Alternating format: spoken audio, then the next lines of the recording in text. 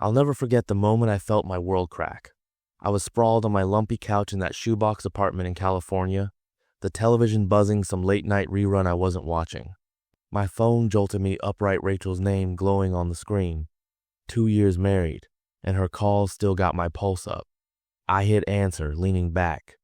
"Hey, babe," I said, voice rough from a long day. She didn't ease in.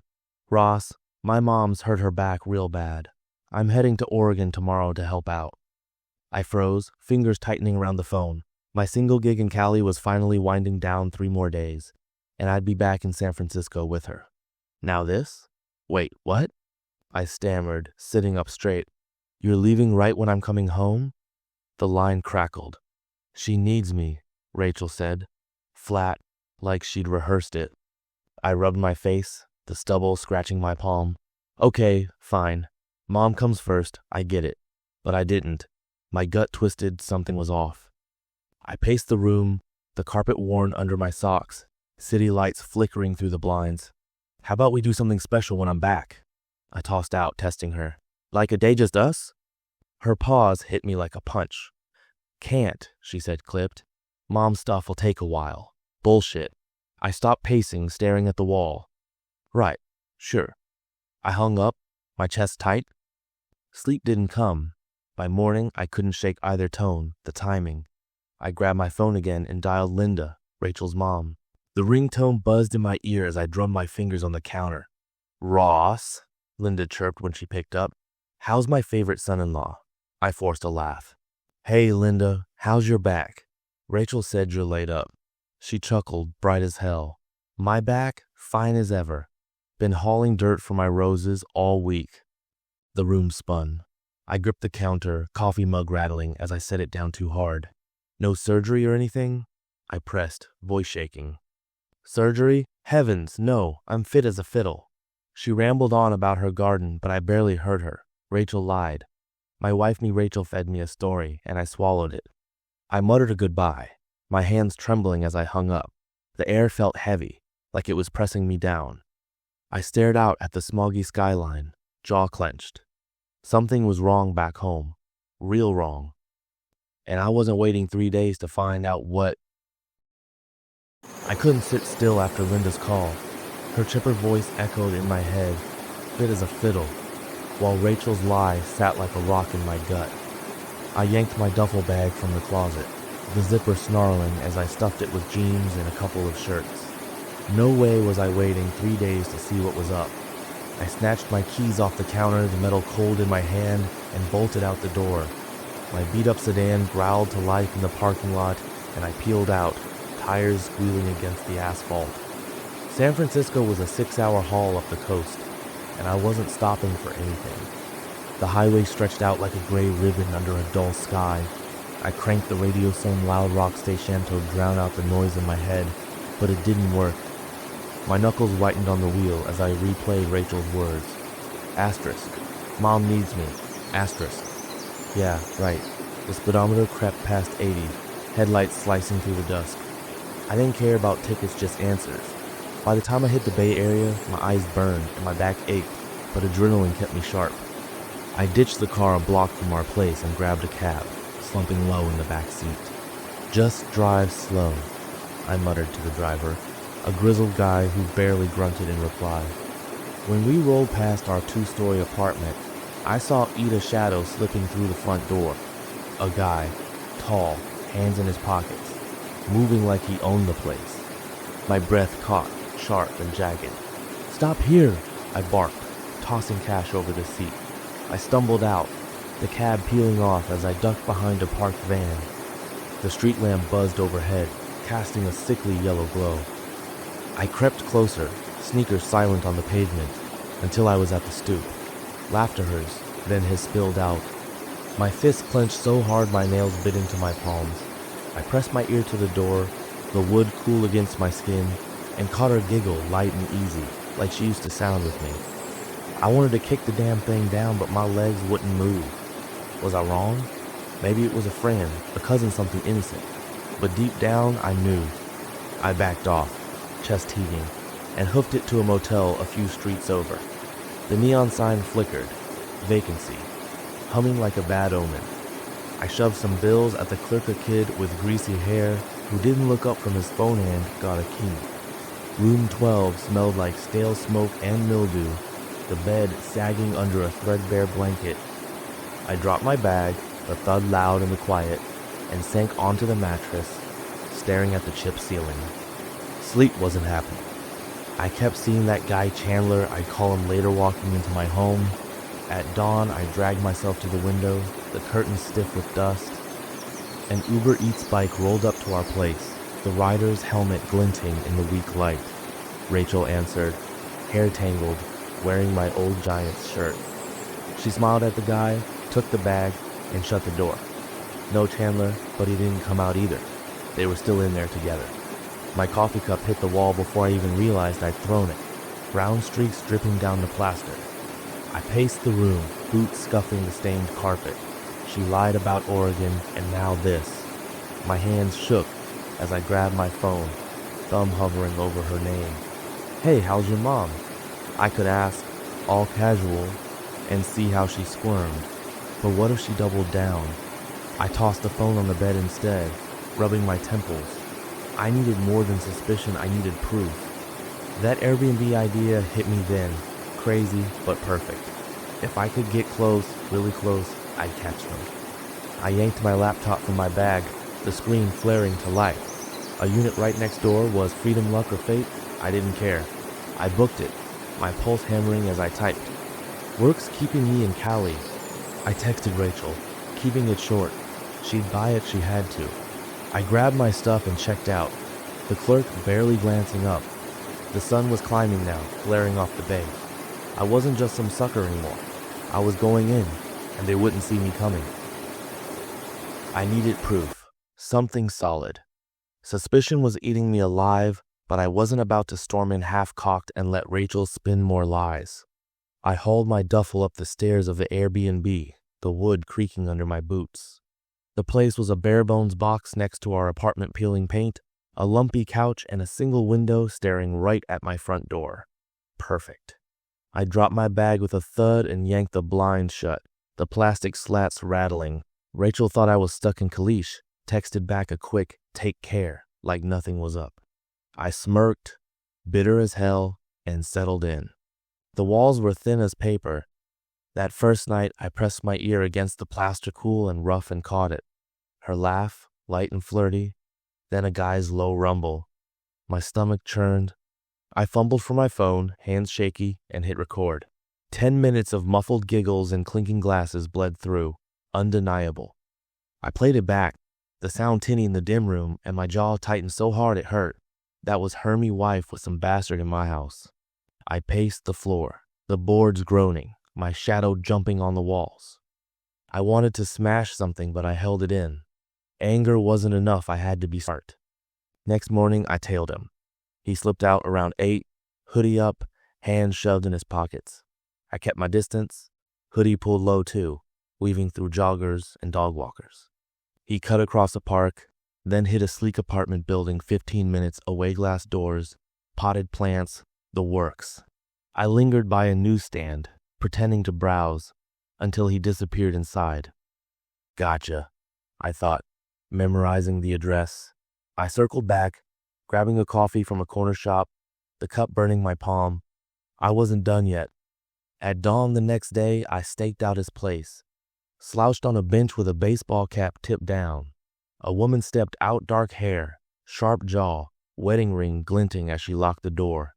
His wife, maybe. I chugged my coffee, the bitter taste grounding me, and made my move. "Hey," I called, jogging over. She turned, eyes narrowing. "Yeah?" Her voice was clipped, guarded. "You know this guy?" I held up my phone, showing a blurry shot I'd snapped of him yesterday. She squinted, then nodded slow. "That's Chandler, my husband. Why?" I took a breath, the air cool in my throat. "I think he's screwing my wife." Her face froze, lips parting just a bit. "What?" she snapped, stepping closer. "Show me." Her name was Monica, and I didn't waste time. We ducked into my Airbnb, the door slamming behind us. I played the recording. Her eyes locked on the phone as Rachel's voice spilled out laughing, teasing, tangled with Chandler's. The room went dead quiet when it stopped. Monica's hands balled into fists, nails digging into her palms. "That's them," I said, leaning against the wall. "They're at my place right now." She didn't blink, just stared at the floor. "You sure?" Her voice was low, tight. I nodded. "Heard it live last night. Saw him go in again this morning." She exhaled hard, a sharp hiss, and looked up. "I need to see it myself." "Fair enough." We waited, the clock ticking loud in the silence. Around noon, I cracked the blinds. Chandler's hoodie flashed across the street, heading into my apartment. Monica peeked out, her breath fogging the glass. Rachel opened the door, smiling, and pulled him inside. Monica's face went hard, like stone. "Son of a bitch," she muttered, turning away. I crossed my arms, the wall cold against my back. "So what now?" She didn't hesitate. "I'm in. Let's nail them." Her eyes burned, matching the fire in my chest. I grinned, sharp and mean. "Good. I've got a plan." We hashed it out over the next hour and pacing, her perched on the couch, tossing ideas back and forth. I'd keep recording, track Chandler's moves. She'd feed him excuses, keep him coming over. "I'll say I'm working," she said, smirking. "He won't suspect a thing." By nightfall, the wall vibrated again, their voices, louder this time. I hit record, the phone steady in my grip. Monica sat beside me, arms crossed, her foot tapping fast. "That's him," she whispered, leaning in. "Talking about some bar they hit last week."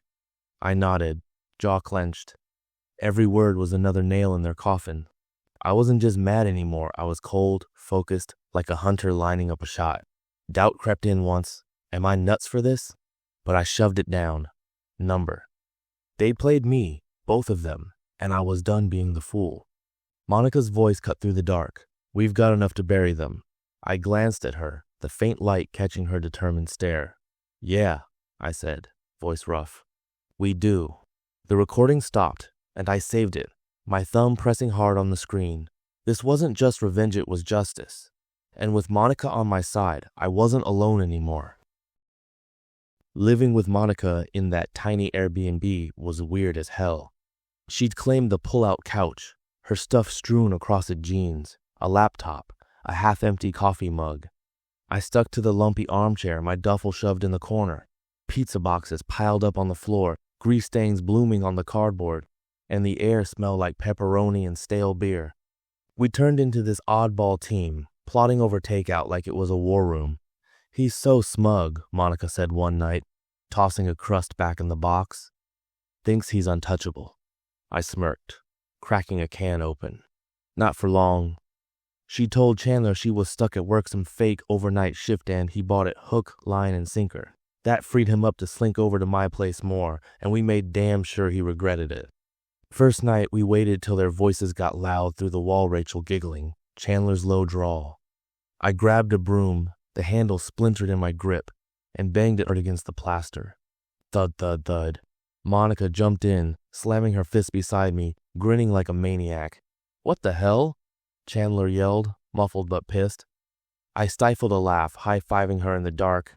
Next time, I upped the game. I ordered a fake Uber Eats drop 3 pizzas, cash on delivery to my own door. The rider banged loud and Rachel answered, her voice sharp. "We didn't order this." She snapped. I peeked through the blinds, beer can sweaty in my hand, and saw her shove the boxes back. Chandler poked his head out, swearing under his breath. Monica snorted beside me. "They're losing it," she whispered, eyes gleaming. I grinned, mean and satisfied. Messing with them felt good, better than I'd expected. We kept at it, wall banging, fake calls, anything to throw them off. One night, Chandler stormed out, yelling into his phone about damn neighbors. I leaned back, the chair creaking, and cracked my knuckles. "He's cracking," I said. Monica nodded. Scrolling through text, she'd snagged off his phone number, left it unlocked once. "Look at this," she said, shoving the screen at me. Messages to Rachel, "Miss you, can't wait," from last week. My chest tightened, the old ache flaring up. I tossed the phone back, jaw clenched. "Keep digging," I muttered. She did, pulling up late-night calls, bar receipts. Every scrap fueled me, turned the hurt into something sharp I could use. The wall vibrated again. Rachel's laugh, high and careless. I grabbed my phone, recording steady, but this time I didn't flinch. Monica sat cross-legged on the couch, her foot tapping fast. "He's talking about some trip," she said, leaning closer. "Says he's got business next weekend." I snorted. "Business, my ass." The recording caught it, all their plans, their lies. I saved it, the click loud in the quiet, and met her stare. "We're close," I said, voice low. "Real close." It wasn't just fun and games anymore. Every thud, every fake order was a jab at them away to take back what they'd stolen. I'd catch myself grinning, then feel the sting of Rachel's voice through that wall, cutting deeper than I'd admit. But with Monica there, it wasn't so heavy. She got either own anger mirrored mine, and we fed off it. "They're clueless," she said one night, cracking her own beer. "Think they're so smart." I nodded, the can cold against my lips.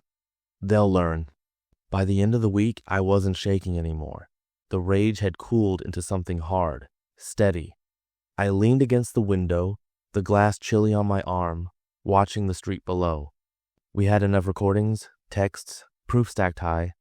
Monica flopped back on the couch, smirking. "Ready for the big one?" she asked. I turned, meeting her eyes, and felt it confidence, real and solid. "Hell yeah," I said, voice rough. "Let's end this." The big night came fast. Monica and I had been building to this days of recordings, pranks, and late-night plotting over warm beer and cold pizza. The Airbnb felt smaller than ever, the air thick with tension, the walls humming with their voices next door. I stood by the window, blinds cracked, watching the streetlights flicker on. My broom leaned against the wall, its splintered handle a silent promise. Monica paced behind me, her boots scuffing the floor, her fingers tapping a restless beat on her thigh. "Tonight?" she asked, voice low but sharp. I nodded, jaw tight. "Tonight." We waited till the sounds kicked up Rachel's laugh, high and loose, then Chandler's smug drawl. My stomach twisted, but I shoved it down. I grabbed the broom, the wood rough, in my hands, and started pounding. Thud, thud, thud. The rhythm was steady, loud, shaking the plaster. Monica jumped in, slamming her palms beside me, her grin wild in the dim light. "Keep it down!" I yelled through the wall, my voice raw. She echoed me. "Yeah, some of us got lives here." The noise stopped for a second dead silence, then picked up again, quieter, like they thought they'd dodged us. My blood boiled. Not this time. I dropped the broom, the clatter loud on the hardwood, and grabbed a spare key from my bag. "Let's go," I said, meeting Monica's eyes.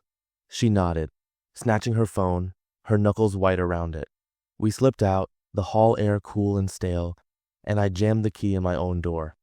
My heart slammed against my ribs. Part of me screamed to turn back, to not see it, but I twisted the lock anyway. Too late now. Monica stayed behind me, her breath quick and shallow. I counted to 3, silent, then swung the door wide. Chandler stood there, mid-step, wearing my damn hoodie Giants logo faded, sleeves stretched. Rachel froze behind him, her hair a mess, my old shirt hanging off her shoulders. The room smelled like cheap wine and betrayal, a half-empty bottle on the coffee table. "Long time no see, Rachel," I said, crossing my arms, my voice ice cold. She blinked, mouth opening, but nothing came out. Chandler spun, eyes wide. "Who the hell?" he started, then stopped when Monica stepped in, her glare cutting through him. "What are you doing here?" he snapped, voice pitching up. Monica didn't flinch. "You told me you were single, you lying sack of crap," she said, slow and venomous. "I'm your wife." The words hit like a brick. Rachel's face drained white, her hands dropping to her sides. "Wife?" she croaked, turning on Chandler. "You said—" "Shut up!" he barked, stepping toward her. But I moved fast, blocking him. "Don't even try," I growled, my fists clenched tight. He backed off, hands up, but his eyes darted like a trapped rat. Rachel found her voice then, shrill and desperate. "Ross, this isn't what it looks like." "Save it," I cut her off, stepping closer. I've heard you two through that wall for days. Giggling, screwing around, don't lie to my face. She flinched, eyes glassy, but then they narrowed. You're never here. She shot back, voice rising. Always working, gone for months, this is your fault. I laughed, loud and bitter, the sound bouncing off the walls. So you banged some guy in my house because I've got a job? Real classy, Rachel. Monica piled on, her phone out, snapping a photo, clicked the flash harsh in the dim room. You've been playing me too, huh? She said to Chandler, her tone deadly calm. How many lies did you tell me? He rounded on her, face red. You don't get to judge me or sneaking around too. With him? She jerked her thumb at me, smirking. We're not the ones screwing in his bed. Rachel gasped, hands flying to her mouth, but Chandler just sneered. Prove it, he spat, crossing his arms. That's when I lost it, just for a second. I grabbed the wine bottle and smashed it on the floor, glass shattering, red splashing across the rug. Prove it, I roared, stepping over the mess. I've got recordings, text your whole damn affair on tape. Chandler's sneer faltered, his eyes flicking to the door. Monica held up her phone again. Another. Click. And I've got pictures, she said, cool as ice. You're done. They cracked, then Rachel first. You tricked me, she yelled at Chandler, shoving him hard. He stumbled, catching himself on the couch. You're not innocent here, he shouted back, pointing at her. You wanted this. Their voices overlapped, a mess of accusations, and I let them dig their hole. My hands shook, not from fear now anger, sure, but something else too. Power. I'd caught them, pinned them, and they couldn't wriggle out. I took a breath, the air sharp with wine and dust, and dropped the bomb. I'm done, Rachel, I said, steady now. I called my lawyer this morning, divorce is happening, and I'm suing you both for damages. Her head snapped up, eyes wide. You can't. Watch me. I cut in, turning to Chandler. You too, asshole. Enjoy the court bill. Monica nodded, pocketing her phone. Same here, Chandler. Divorce and a lawsuit. I've got everything I need. Another click, their stunned faces frozen in her flash. Rachel sank onto the couch, hands in her hair, muttering something I didn't catch. Chandler stormed toward the door, shoulder-checking me as he passed. This isn't over, he hissed, but his voice shook. Yeah, it is, I said, not moving an inch. He slammed the door behind him, the frame rattling. Monica smirked, brushing her hands together like she'd just taken out the trash. Rachel looked up at me, eyes wet. Ross, please. Don't, I said, sharp enough to stop her cold. You made your choice. I turned to Monica, the room quiet now except for the drip of wine on the floor. We good? I asked, voice low. She nodded, her grin fading to something tired but real. Yeah, we're good. I grabbed my keys off the table, the metal biting into my palm. My chest felt raw triumph mixed with a hollow ache I couldn't name. I'd won, sure, but what was left? Rachel stayed slumped there, silent, as we walked out. The hall air hit me, cool and clean, and I kept moving, no looking back. I moved out of that apartment the next week, packed my stuff in a couple of boxes clothes, a few books, the coffee maker Rachel never used, and hauled it to a new place across town. The building was nothing fancy, just a squat brick thing near the bay, but it was mine. I dropped the last box in the living room, the thud echoing off bare walls, and cracked the window. City noise rolled in horns, gulls, the hum of life. I leaned against the sill, the metal cool under my arms, and let the salty air hit me. It felt clean, like a reset. Monica texted a few days later. Coffee, she wrote, short and to the point. I met her at a little joint downtown, the kind with chipped mugs and wobbly tables. She slid into the booth across from me, her hair pulled back, looking worn but steady. Filed for divorce, she said, stirring sugar into her cup. The spoon clinked loud against the ceramic. Lawyer says we've got a solid case. I nodded, sipping my black coffee, the bitterness sharp on my tongue. Same here. Rachel didn't fight it, just signed and sent the papers back. Monica smirked, a quick flash. Guess they're too busy fighting each other. We swapped a few stories, Chandler's lame threats, Rachel's silent exit. He tried calling me, she said, rolling her eyes. blocked him mid-sentence. I chuckled, low and rough, the sound surprising me. It wasn't much, but it loosened something in my chest. The waitress refilled our cups, steam curling up, and we sat there a while, not saying much. "You good?" I asked finally, meeting her eyes. She shrugged, a small tilt of her shoulders. "Getting there? You?" I leaned back, the booth creaking. "Yeah, I think so." Back home, I flopped on my new couch secondhand, lumpy as hell, and stared at the ceiling. The fight was over, the mess behind me, but it left me raw. What now? I didn't have an answer, not yet, but the quiet didn't scare me anymore. I'd taken my life backsmashed through the lies and walked out standing. The city buzzed outside, alive and loud, and I felt it. A spark, faint but real. I'd figure it out. For the first time in months, I believed that.